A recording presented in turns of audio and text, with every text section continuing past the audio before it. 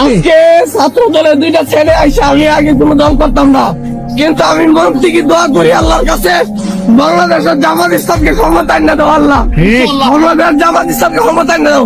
আজকে ছাত্র দলের পোলাপান দুইজন উঠছে, আমি টাকো ভাড়া কত, আমি 50 টাকা 30 টাকা ভাড়া কই কি তো ভাড়া তো নাই, ভাড়া দিবি না, তুই আমার চিরস।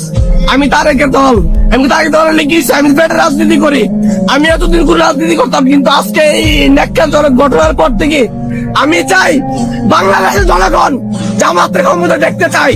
এর জন্য আমি মরতে প্রস্তুত, আমি হাদি ভাইয়ের মতো হব, মরতে প্রস্তুত। জামাতের ক্ষমতা, ইসলামের শাসন দেখতে চাই।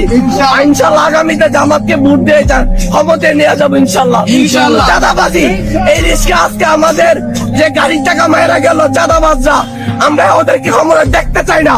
এর জন্য তো আমার গুলি খাইতে হয়, আমি মরতে প্রস্তুত ইনশাল্লাহ।